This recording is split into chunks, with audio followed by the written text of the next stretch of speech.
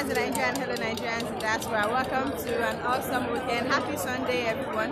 We are live in Alimoso local government area of Lagos State, where we just had the Hausa Yoruba, friendly match. We couldn't live stream because the network was horrible, so we just got online now. And with me here is no other person than Adelaja Gabriel, aka Father. Hi, Father. Hello. Tell us, what are we doing here? Okay, we're here for somewhat of a grassroots mobilization. We want to leverage on the community competition going on here today between the Hausa and the Yoruba community. We've been invited here to come and use this ground to speak to the youth, teaming youth of this society. And that's why we're here today. Like you can see, we've been very well welcomed, and we're promised that we'll have a lot of youth around. You can see, if you look around us here, we have a lot of youth who are willing to listen to us, who are willing to hear us, and who are willing to listen to the gospel of the change. They want to take Nigeria back. Taking Nigeria back. That's why we're here today. So we're in Temidire Primary School in Okeodo, LCDA. Abulega Okeodo, LCDA. We come here today to do some more like grassroots mobilization with our team. We have the Lagos State Chairman here. We have the Lagos State Chairman here of our party. And we have a lot of his team members here. So we're here very well, and you can see a lot of mammoth crowd here. So we hope to get them on board.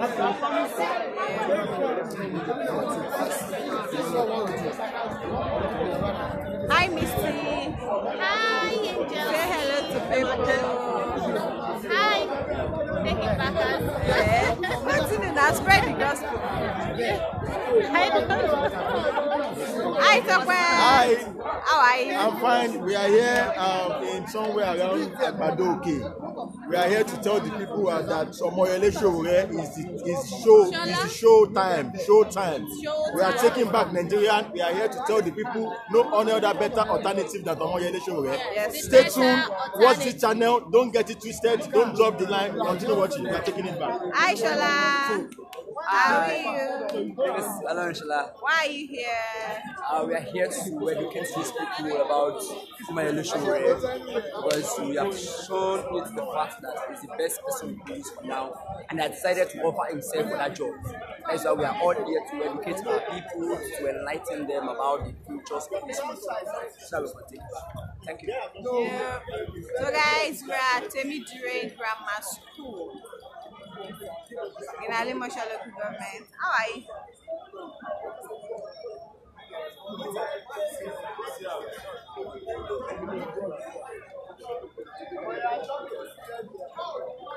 So it seems there's going to be another match.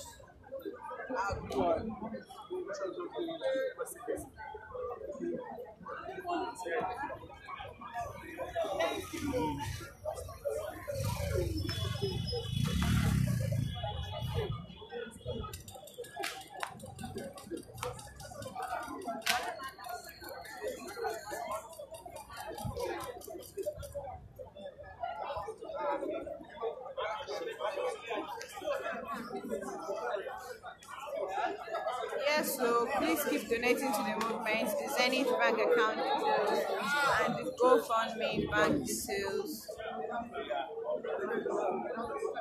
Yes, we are live here, and we have shown the whole Nigeria. That this is the person candidate who wants to candidate of our choice. And we decided to choose him because he's a young person, he's vibrant, and he's ready to deliver. For those of you who have been fighting all these corrupt leaders all this while, and he has not gotten tired. That's why we are also telling you, please vote for Omoyele Sowore, vote for AAC, and stay tuned. We are taking it back at Agbadoke.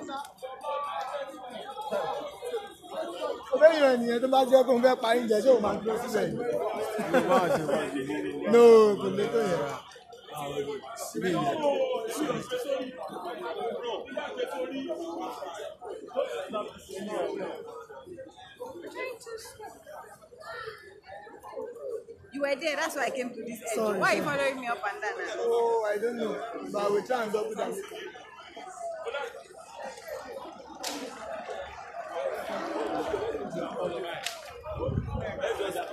This is very grammar school. So let us go. Yes.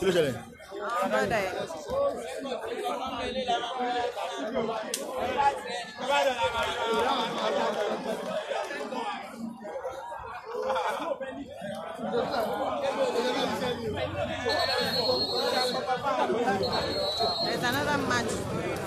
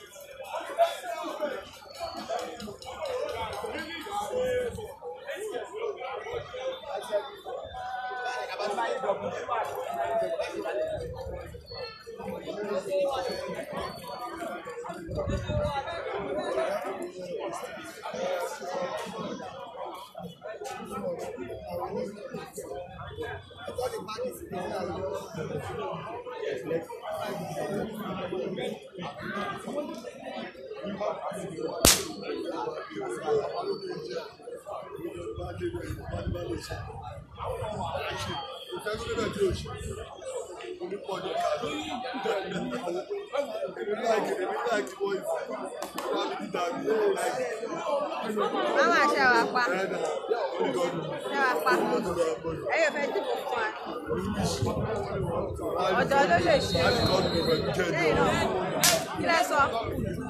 brother, kí lẹ sọ pé Buhari ṣe? Kí lẹ ní Buhari ṣe? Rárá o.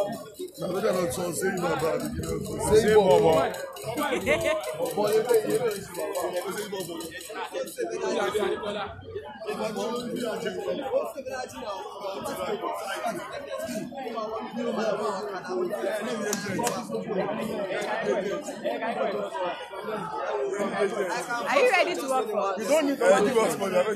Why do you need money before you can work for a better Nigeria?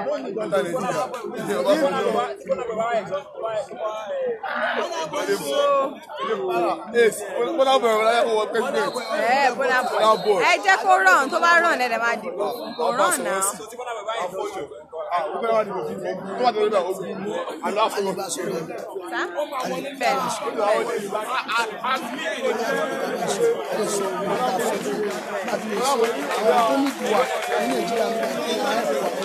Ṣé àdúgbò Ìlọ̀dọ̀ yín? Ọ̀nà bíbá yóò dá ọ ká má parọ́. Ìgbà tá à ń bọ̀ kò easy dájú. Ọ̀nà yóò dá. Bọ̀ ṣé ẹ máa ń níná bíbá yìí? Iná ó dá. Àwọn skul yìí ń kọ́ schools hospital. Skul yìí ṣì ń run báyìí. Wow.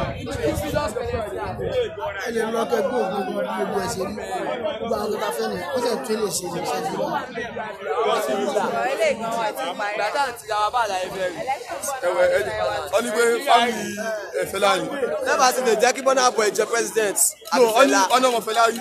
Ìgbà ọmọ Fẹlá rí. Bonner boy lábẹ́ Fẹlá ti wọlé. Fẹlá ti kú mẹ́. Fẹlá ti kú mẹ́. Wọ́n lè máa collaboration. Ẹ kò máa post video collaboration. Fẹlá post ní Bonner boy. Collaboration ẹ̀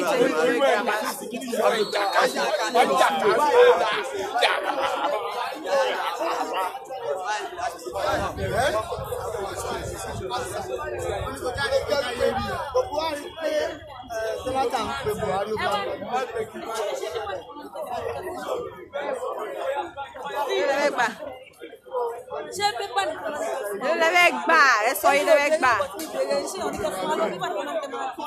ṣé àwọn pé tí wọ́n fún yín lówó nísìnyí ẹnì kankan mo máa fún máa láti fún gbogbo àwọn tó wà mí báyìí tí wọ́n lè máa fún yín wọ́n mi tí wọ́n fún 500 ẹ̀ ṣáà lè gbà 500 naira ẹ̀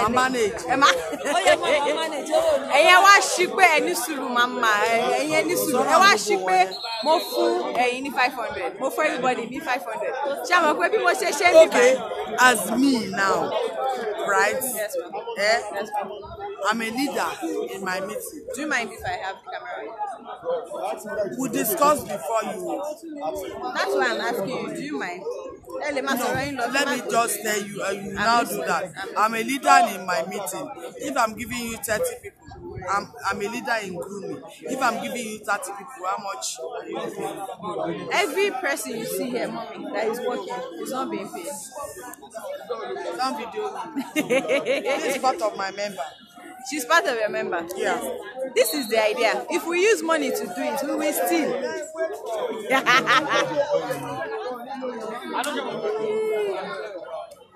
They want money.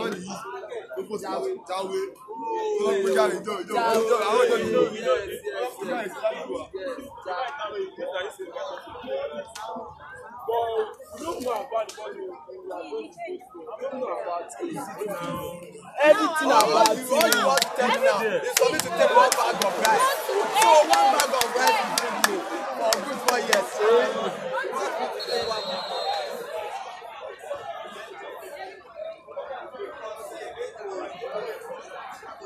Temidire Grammar School, somewhere in Alimoso local government. Agbadodo. Let me confirm that.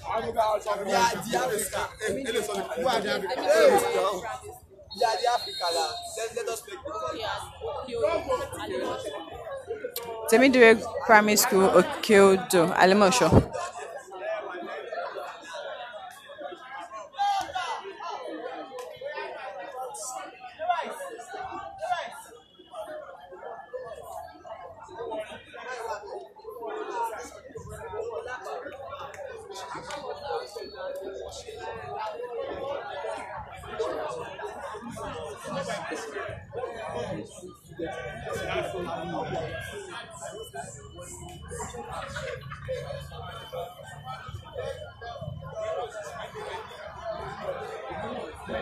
They're spreading the word, they're evangelizing, spreading the gospel of Omoyele Sowore and the AAC party.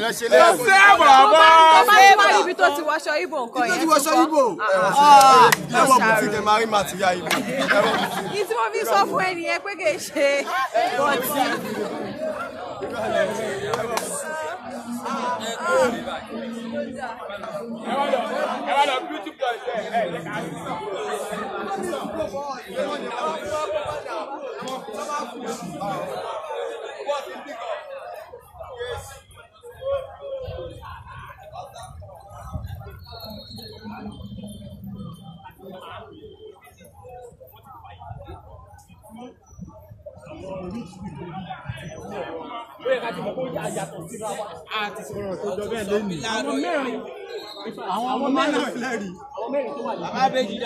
ní PDP presidential primaries ṣẹ́ǹgbọ́ àwọn mẹ́rin ẹ jẹ́ ká wọ́n fún Tambuwa, Saraki àti Kwankwaso. Àwọn mẹ́rin yẹn wọ́n wà ní APC. àti ìdọ́dọ̀ yẹn tí wọ́n fídíò yìí. wọ́n wà ní PDP wọ́n bọ́ sí APC. PDP APC lọ́sọ̀rọ̀ APC wọ́n ti wá padà sí PDP. same way wọ́n yẹn dúró lẹ́kọ̀ọ́ báwọn mẹ́rin ṣe dúró lẹ́kọ̀ọ́ ní 2014 wọ́n ṣe lọ dúró ní Port Harcourt ní 2018. that's today you pé àwọn people yóò yàtọ̀ síra wọn. bàbá ẹ̀yin kọ́lẹ̀ wà ní APC ẹ má jẹ́ ń tọ̀ yìí ẹ mọ àwọn tó wà ní APC ẹ ti mọ àwọn tó wà ní APC ẹ̀yin kọ́lẹ̀ wà ní APC pátì yẹn ò sí yìí pátì ó yẹ káwa mẹ̀kúnnù kan wá já pátì tiwa gangan sílẹ̀ ó jẹ́ tiwa àfi fún ìsàn people àwọn tó ń da Nàìjíríà rú wọn tó 1000 sáà.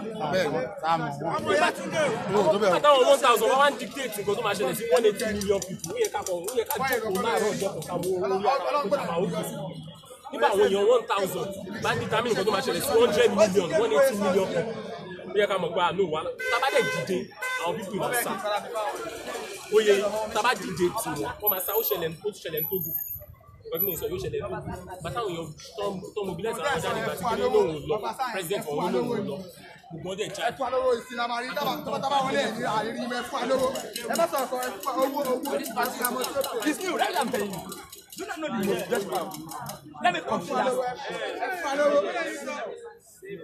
yes he say bobo no say and he's very young he's just 7 years old. You could read about it. No, we I'm not trying to give you the concept that I'm only trying to tell you that if Obasa have not started then, I mean, nobody would have been there. Alaye, vote on place, vote on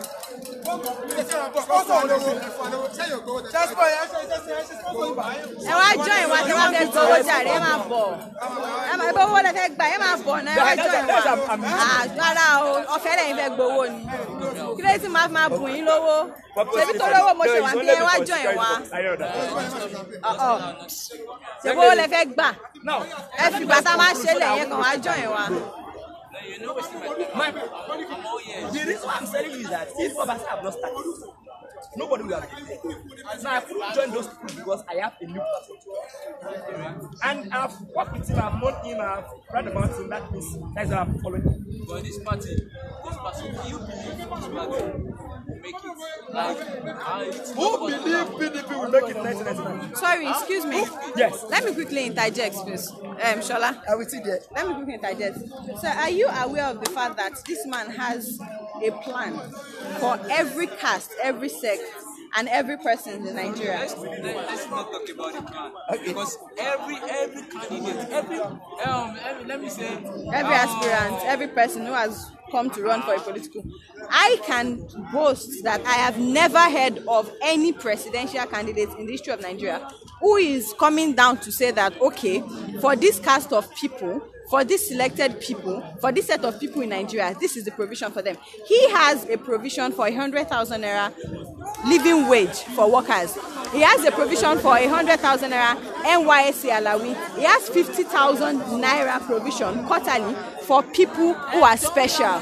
people know about this. How many people know about this? A lot. Have you heard of Sahara Reporters before? I know. This is the publisher of Sahara Reporters. But I don't know who make it. That's it. This is the publisher of Sahara Reporters. So you know for a fact that Sahara Reporters has been fighting corruption since inception. Exactly. So now that's what I'm saying. This is him. Now you know. Now you know. This was the man who fought for Abiola then when they actually annulled the election in 1993. But I always believe every aspirant have their own dream. I'm not denying that. I'm not denying that. Another Nigeria for you. I'm sorry guys, I can't show his face because he said not to. I'll do so many things. But do you actually, would you agree with me that one of the good qualities of any good person, not even a leader, is consistency? You can't be doing something for over 2 decades. except you honestly and desperately believe in it. Would you agree with me?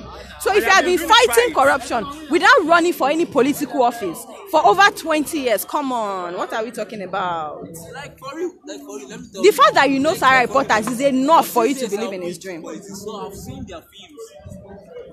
No denial. I know many have. Don't let me say many. I have few experience about them. Like so many people are fighting. You know I'm not disagreeing with you. I'm not going to disagree with you. I'm not disagreeing, but I'm saying history has been fair to this man. Come on, you know Sarah reporters now. I'm not supposed to be having this long conversation again. You should know. What makes this for you is that I don't even know. I don't want to go into politics again. So I want to discourage people. Don't discourage people. About Don't discourage people. I used to win. I used to win at this top line. I used to win 2 polling booths, 025 and 069. Okay. That was the polling booth I used to win. I used to win the 2. And with a large margin. Just anytime you're leisure. Okay. Your leisure, anytime you're leisure, just go to that. I'll get into know two meetings that they know me very well. PDP. Just go there and ask them. Just say Peter. If they don't know Peter, tell them the handicap boy. They will tell you the kind of person they am. What's up? Fresh. Mr. Peter. Just tell them. They will tell you. Mr. Peter. How you operate. Mr. Peter. Come to election. Mr. Peter. Mr. Peter. But you know, if you give up on Nigeria, if I give up on Nigeria, wait now, I'm not denying. But you know, if you give up on Nigeria, if I give up on Nigeria, this country is going to get worse than it already is. Do you know? Our economy is horrible. Our roads are bad. Our schools are nothing to write home about. But it starts with you and I. See, forget the fact that, okay, maybe we know that some people are controlling this country. As a, can I have your voice? I won't show your face. I won't show your face. I already told people I won't show your face.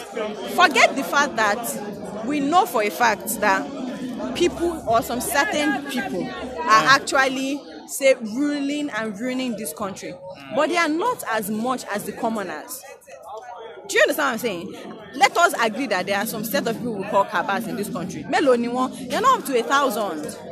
Nigerians are over 180 million. If half, not even all, half of us decide that we want to stop this ruling party, we will.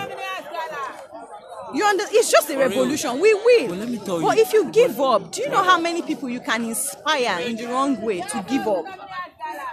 You never know who you are inspiring. You never know who is listening to you. The fact that you are talking about PDP or APC, these little boys might be listening to you and say, see what Peter finish PDP. I don't see a reason why I can't do it. But if you are now saying that because Nigeria is bad, you've given up on politics and you're encouraging people to give up on politics, you won't know the kind of upbringing and lessons these little children will be learning from that. And so let me tell you this. Yes. I was trained and brought up with the in fact the most popular, the Alimoso local government chairman, Yes. Pastor Kenny Okumuide.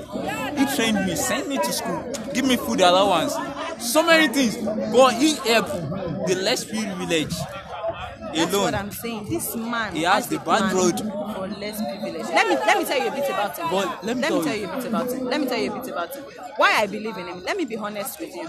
When I first heard about him, I didn't believe in him, honestly. Reason being that, like you, I didn't know about him. The only thing I knew was he's the publisher of Sarah Reporters. That was enough, but not enough for me to cast my vote. It took me listening to him, listening to his plans, meeting him as a person to know that he did. I called the guy to just discourage him. I know. There are plenty town hall meetings that we have had in Nigeria that people, he does not say handicap or less people. He calls them special people. People like you have been there. I swear to God. And he said, post. Tell me now. In which post? No, individually. Town hall meeting is just us saying that okay, it's coming to this local government. No, I know. And people I know we have so many people like me in Alausa working in we our were office. we were in Ajegunle. I think last weekend on Saturday. In fact, do you have access to Facebook? For real now. Please just go I'm an on. intelligent guy. You just I do know, like I this. know. I'm sorry. Just check Shore 2019 or Omoyele Shore and check a few of the videos. What did you call it? Omoyele Shore or Shore 2019. You will see a lot of his videos on it. So you understand better his manifesto, email, his plan. right? No. It's a page. It's a page on Facebook. He has his personal page, yes. And then Omoyele Shore. Just write it on Facebook. Another thing is Omoyele Shore. Another thing is Shore. Another thing is, it's not funded by any society, IMF. No, it does crowdfunding. Would you agree with me that if we come to this kind of place to say, let us pay everybody for 5,000, come and vote for us, we will steal that money when we get into power? Tell me the percent. I believe in him 110%, and believe me, I'm not lying. And tell me the reason why will you believe in him? Because that is going to make an help. Because, like I said, history has been fair to him. I have read about him. I have heard about him. I have met him. I have listened to him. You've met him. I've met him.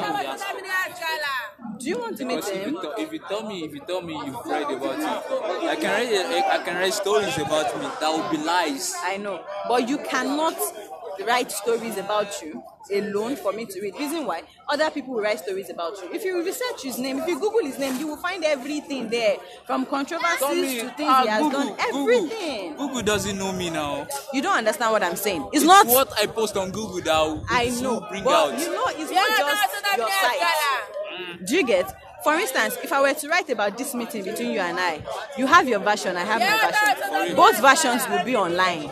If anybody was to Google either of us, we will read both versions.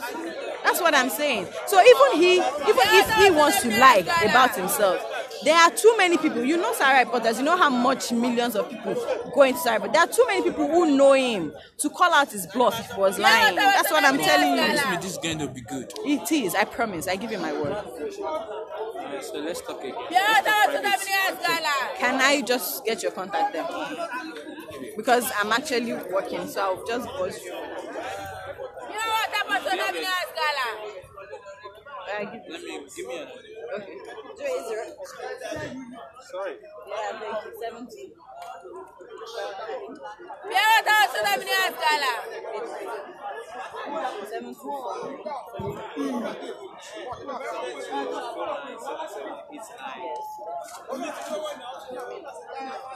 The name is Peter.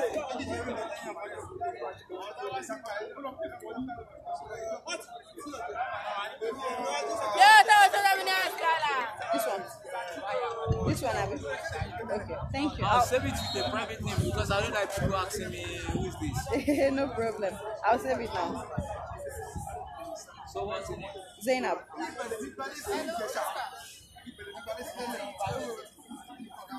Ma? Do you know this, my sister?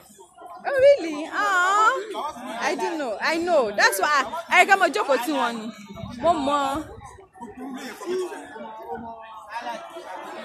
I'll give you a call later in the night. Talk to her first. Sorry. You said? Talk to her first. Oh, okay. So, sister, my boy, I didn't fly out. Oh, that's fine. That's fine. Oh, brilliant. Brilliant. I just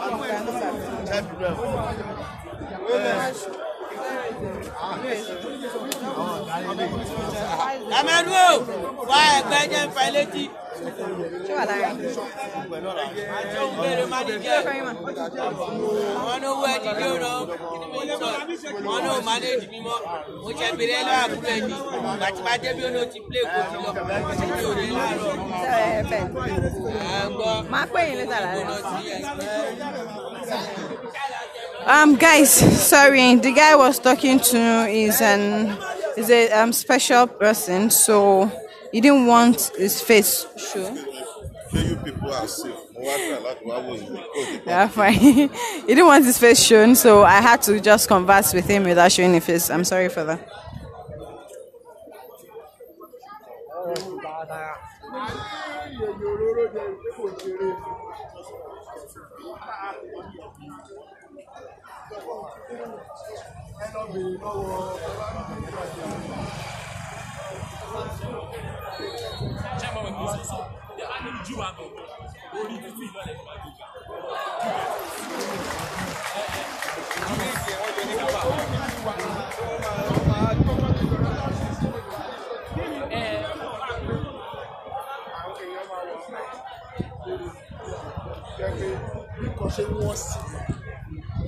Yes, there is a live match. I could not leave the guy because from what he said and what I heard of him is quite a people's person here in Alimoso. So he just needed to be sensitized and now he's ready to work with us. Yay!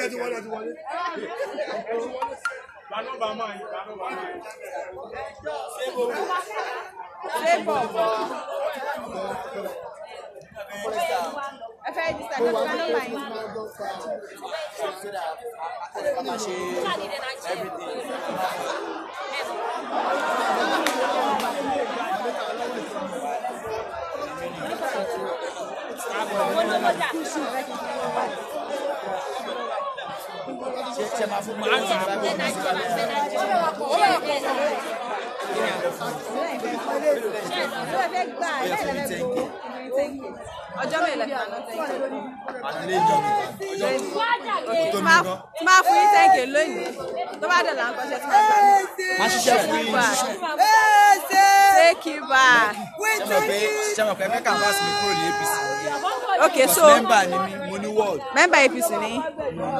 So tí ma fún yín ní 10k lónìí ẹ máa ṣiṣẹ́ fún AAC. Of course, ma register pẹ̀lú yín, ma lè máa ṣiṣẹ́ fún yín káàkiri. Tí APC fúnra wọn bá fún yín ní 20 nǹkan ẹ máa fi wálẹ̀ tó máa lọ bá wọn. Mo ti rí nǹkan tẹ́ ẹ ní fún wa, even the flyers yín wà lápò. Tó bá yẹ pé tí nìkan tí a ní fún yín tẹ̀lé believe kò wáyé kẹ́ gbowó náà. Tí Nàìjíríà bá dá sí ògbà kọ́lá jọ máa enjoy. Ẹ mọ̀ pé pápá ṣe ń ṣe country ni pé wàá dá mi síwájú kó tó tẹ̀lé tí. Bẹ́ẹ̀ni, bó ṣe mọ̀ pé kò yẹ kó rí bẹ́ẹ̀, kò yẹ ká máa fowó ṣòṣèlú. A sọ pé kò rí bẹ́ẹ̀, bó ṣe mọ̀ pé kò yẹ kó rí bẹ́ẹ̀. Wọ́n ti change màámi. Ẹ gbọ́ tèmi, ṣé mọ̀ pé mi bá ń jiyàn pé bó ṣe rí nìyẹn. Ṣé mọ̀ pé mi sọ pé ẹni sùúrù ṣé mọ̀ pé mi ò bá ń jiyàn pé kò rí bẹ́ẹ̀, bọ̀ mo sọ pé kò yẹ kó rí bẹ́ẹ̀. Ṣé mọ̀ pé iṣẹ́ tẹ̀ ń ṣe ìsìn ẹ̀ canvas mi.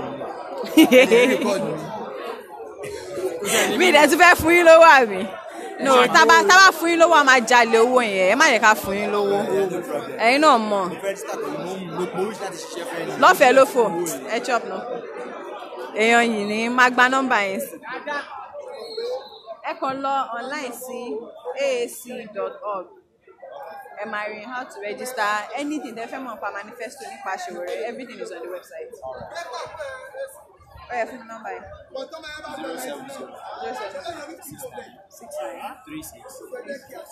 07069367310.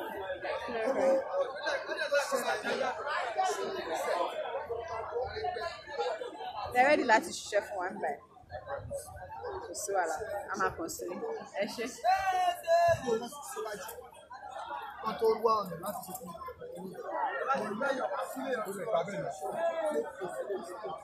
Èèyàn 200 ẹnìkan máa fún wa. Èèyàn 200.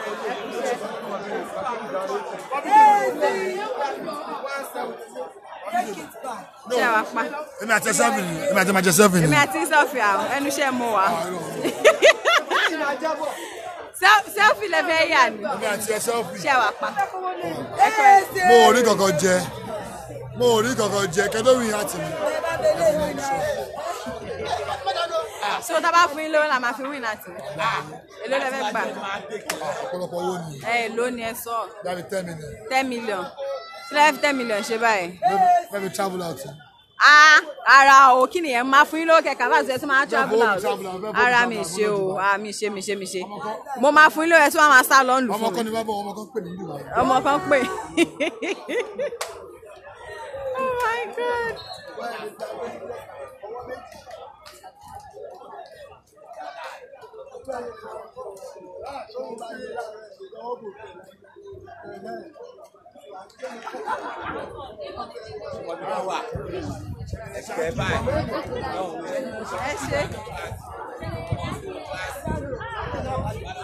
So this is obviously a classroom of Temidire Primary School. This is what that classroom looks like.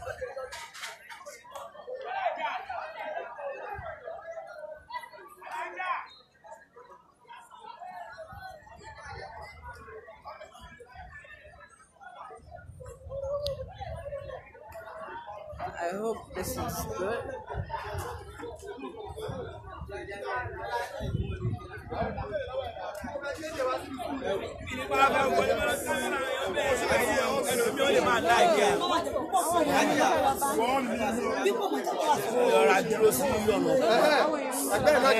Abo ife ló bá wọn kámẹ́rà lè máa lọ àwọn èèyàn wà lẹ́gbẹ̀ẹ́ náà ẹ káwọn èèyàn rọra wá bá ẹ káwọn èèyàn rọra wá bá ẹ níbi tó bá wà ẹ káwọn bá ẹ.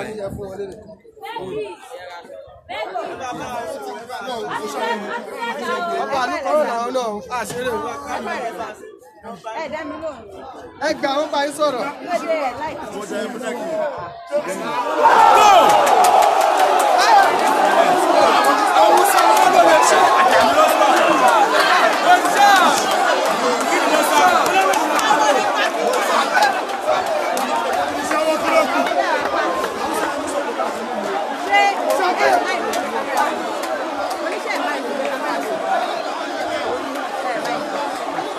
Pẹ̀lẹ́, kí ló kọ yín? Ṣínà Adétúnjú. Ṣé ará àdúgbò bíbá yín ni? Alimoso mi lẹ́wà. Wọ́n ní pé kí n bá yín sọ̀rọ̀ pé àwọn àgbààgbà ìlú ilẹ̀ jẹ́. Àgbààgbà ìlú ilẹ̀ jẹ́. Ṣé ti gbọ́ nípa AAC? African Action Congress. Ẹ ti gbọ́ nípa ẹ̀. Ẹ ti gbọ́ nípa Ọmọyẹlé Sowore. Ẹ ti ṣetán láti ṣiṣẹ́ fún wa. Kí ló tó fi jọ ń dà mẹ́bí? Kí ló ṣèlú? Kí ló tẹ̀ ṣòṣèlú? Kí ló dé? Ṣé bí Nàìjíríà ṣe rí ìṣòdùn mọ́ yín kò dáa? Kí ló tẹ̀ wá fẹ́ wà lára àwọn tá a fẹ́ tún ṣe? Ó dà mo wá ń bẹ̀yìn ẹ ṣe òṣèlú ọdún tó ń bọ̀ kẹ́dẹ́ káwá jọjọ tẹ̀sì ẹ̀ fọ́dún mẹ́rin tó kù tí ò bá ti wá dáa ẹ má ṣòṣèlú mọ́ ṣáàtì ní dì so ẹ má ṣòṣèlú báyìí ẹ ṣe tí ẹ ti ṣe tán láti ṣe fún wa ẹ ká gba nọ́mbà yín tá a bá ti fẹ́ wá fún rálì ká pè yín ẹ yẹ fún mi nọ́mbà yín.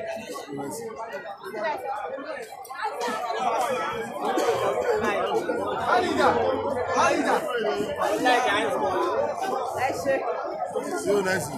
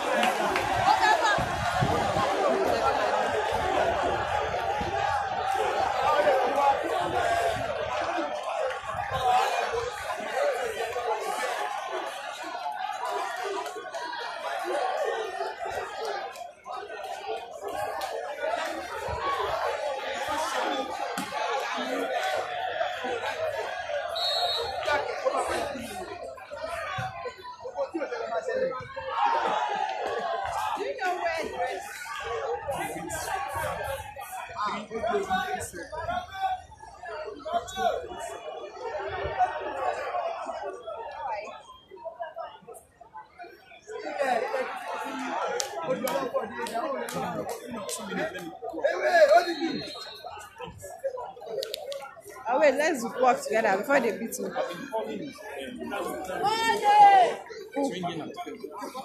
Oh, he's with me. Yeah.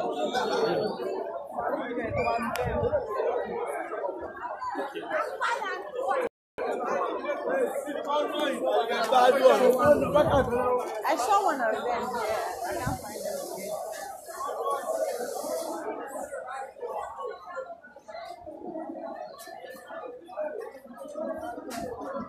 That's nice. That's true.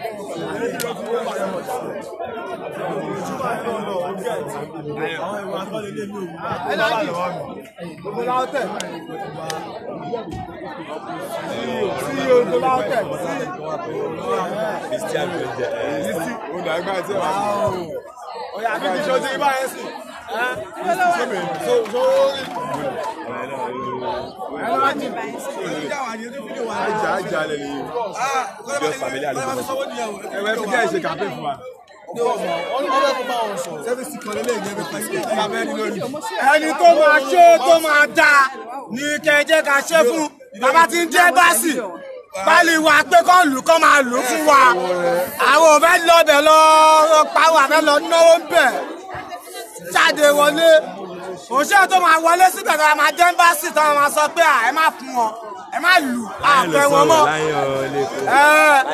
àbí ẹ lọ sí bọ́dà tí gbogbo nǹkan ń gbà wọlé tó máa ní ó yá ọ̀dà kan bọ́dà grand lock bọ́dà àfẹ́ yẹ̀rẹ̀ mọ́. ẹ bá a lè pósítà. eléèwé orí níbí o ọwọ́ ẹ̀ náà ká yà síkà. I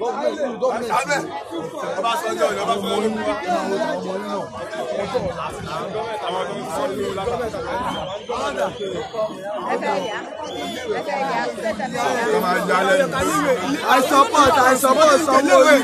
Ilé-ìwé ìjọba làwọn lọ. I support. My name is Dajuba Oleye. A poor man in Freedom is better than a rich man. You want Sanwó-Olú? Sanwó-Olú. Ṣé ẹ ti máa yẹ wọ́n mi? Ẹ ti sanwó mi o. A ní ìdí ilé-ìwé. Ẹ wọnú skul wa. We have no good facilities. Chatiri. We have no good facilities. Yes, this is our classroom, but this is not a classroom. Please, am I implicate you? Our classroom wa nìyẹn. Òun náà ti wó bá. Òun náà irọ́ eléyìí classroom. Ìjọ́sẹ̀. Ọ̀nà màá lọ gba tax. Jesus.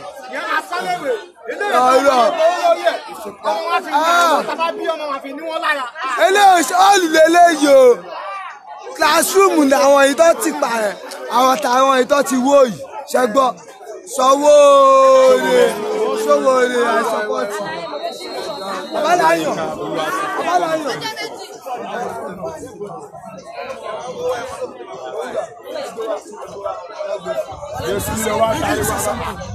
Let's just say something about it. I didn't know what it is for now. But you know something about APC? That monkey knows that. But I was suffering for nothing. But only that is something. When you get to know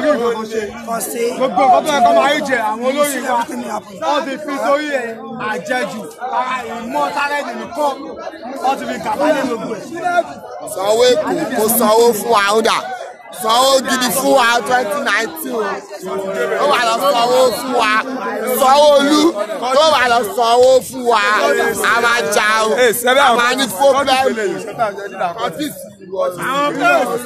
Are you hearing me for now? No salary. Yes. No This salary. Sunday. This Sunday, our leader. The loyalty person. The support show all that.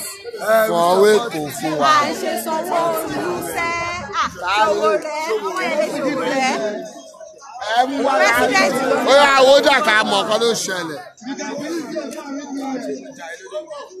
That's the only thing I can say about government. Are you hearing me? And now, you know, when you get to Pastor, to Sule, it's not easy. But nobody can say anything. Are you hearing me? All of them will be something. Nothing like from APC, from government, from president to government, to governor. They all the same things. They're doing stupid things every time. You can't enjoy it. I chose. I haven't seen anything strange. You haven't done. Shout out to me. That's the only thing I say. Thank you.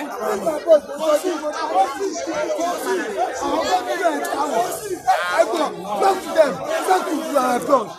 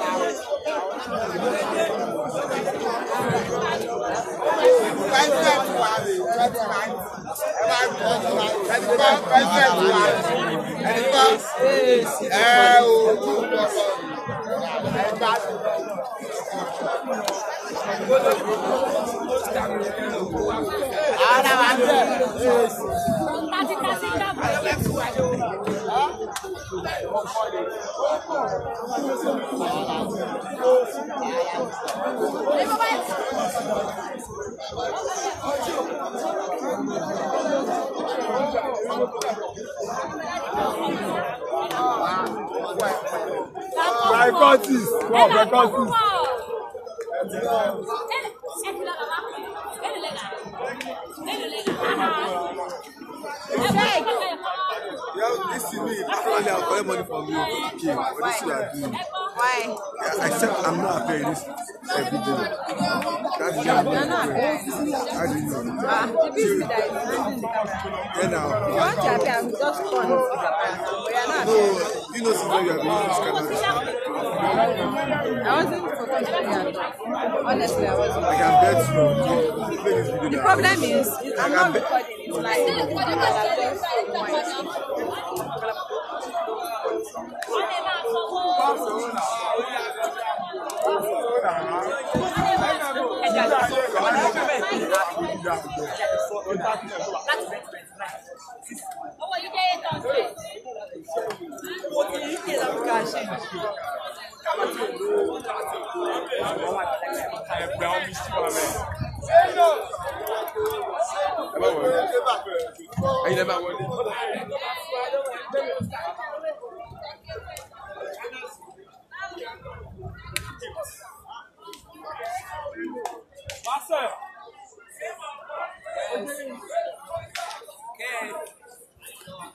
Hi guys. So it's been a very enlightening and amazing, sensitization, and we are here live at Temidire Primary School in Okyodo, Alimoso. I mean, this place is, I don't know. Hello guys. Take it back team. Play the ball, let me play ball. And there's a match going on, but unfortunately we could not enjoy the match because we had to do this. So thank you so much for joining. Till I come here screen again, I want to go and play some ball and use that to sensitize people.